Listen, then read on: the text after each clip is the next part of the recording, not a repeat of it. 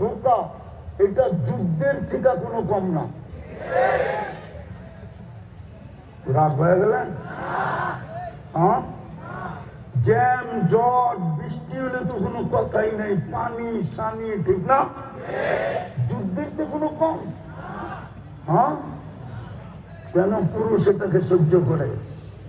কেননা ওর কাঁধে একটা মেয়ের কয়েকটা বাচ্চার ভরণ পোষণ বাসস্থানের দায়িত্ব আছে, ঠিক না? নারীর ভিতরে যদি নারীত্বই না থাকতো, কে ওর ভরণ পোষণ আর বাসস্থানের দায়িত্ব নিত?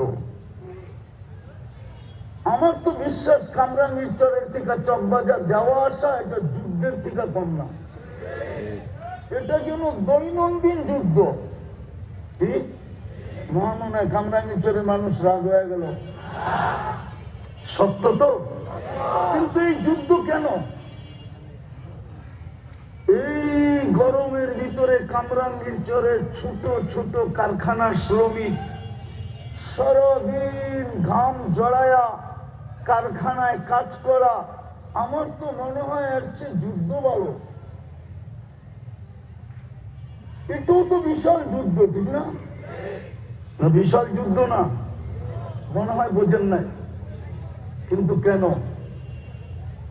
জানে আমার উপরে দায়িত্ব আছে, একটা মেয়ের দায়িত্ব আছে, দুইটা বাচ্চার দায়িত্ব আছে, ঠিক না? ভরণ পোষণ বাসস্থানের দায়িত্ব আছে। যদি মেয়ের ভিতরে নারীত্ব না থাকতো, কে তার দায় দায়িত্ব নিত? পুরুষের কাছে যদি পুরুষত্ব না থাকতো, তাহলে ও প্রথম রাত্রেই তো বাইরে চলে যায়, দ্বিতীয় দিন ঘুমাবে তো দূরের কথা, ঠিক না?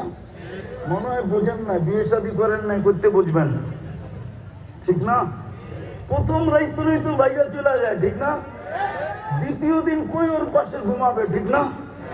এত অপেক্ষা কোথায় যে কলিকাতা হারবালে যায় দেখুক, মডার্ন হারবালে যায় দেখুক, ঠিক না?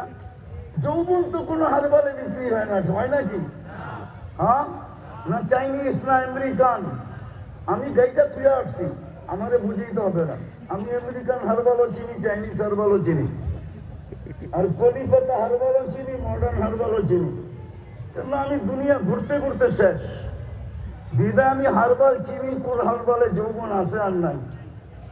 যৌবন কোনোদিন কোনো হারবালে পাওয়া যায় না, পুরুষত্ব কোনো হারবালে পাওয়া যায় না, নারীত্ব কোনো হারবালে পাওয়া যায় না, যৌবন কোনো হারবালে পাওয়া যায় না। এটা হলো গড গিফটেড। আল্লাহ দিচ্ছেন তো আছে, আল্লাহ দেন নাই তো নাই। এই জন্যই তো আল্লাহ বলে। তো যেটা বুঝাইতেছিলাম, ঐতিহ্য থেকে যাবে। ছোট কাল গেছে, এরকম লুঙ্গি মাথায় বাঁধলেও কেউ কিছু বলে নাই। আর যৌবন যখন আসছে, তো রব্বে কাবার কসম মাতাল হয়ে গেছে, মাতাল।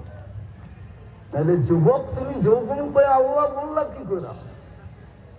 হ্যাঁ, রাগ হলেন না? কামরাঙ্গীরচরের চেয়ারম্যান সাহেব, দোয়া করি আল্লাহ জিতায় দেখ, আবার এমপিও হবে। কামরাঙ্গীরচরের মানুষ জান্নাত বললো কি করে কামরাঙ্গীরচর পায়া? হ্যাঁ, ওনাকে তো আল্লাহ অর্থ দিছে, দুই চারটা লোক আমেরিকার থেকে নিয়ে আসুক না, এক একটা উন্নত দেশের থেকে একজন রিসার্চম্যান নিয়ে আসুক, গবেষক নিয়ে আসুক, আর ওরে কামরাঙ্গীরচরটা ঘুরায়া বাহিরে নিয়ে কানে কানে জিজ্ঞাসা করলো, একটু বলেন তো এখানের অবস্থা। তো মাথায় হাত দিয়া বলবে, এইখানে মানুষ বাস করে বাইচা আছে কি করে? হ্যাঁ, কামরাঙ্গীরচরের মানুষ জান্নাত বুইলা গেলেন কামরাঙ্গীরচর পায়া। আর রাযীতুম বিল হায়াতিদ দুনিয়া, বুঝলাম গুলশান আলারা আল্লাহ বুইলা গেছে গুলশান পায়া।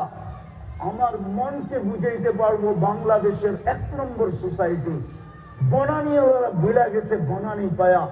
বাংলাদেশের 1 নম্বর সোসাইটি বাড়িদারা আলারা বুইলা গেছে বাড়িদারা পায়া। মনকে বুঝাইতে পারবো ডিপ্লোমজি জুন, ওইখানে সব দেশের এমবেসি যারা বাস করে, ওরা হাইফাই লেভেলের লোক, ওরা বুইলা গেছে ওরকম সোসাইটি পায়া। ধানমন্ডি আলারা বুইলা গেছে ধানমন্ডি পায়া। উত্তরা আলারা বুলা গেছে উত্তরা পায়া, নামি দামি ফ্ল্যাট আলারা বুলা গেছে নামি দামি ফ্ল্যাট পায়া। ও কামরাঙ্গীরচরের মানুষ কি পায়া আল্লাহ বুলা গেল, কামরাঙ্গীরচরের যুবক কি পায়া আল্লাহ বুলা গেল।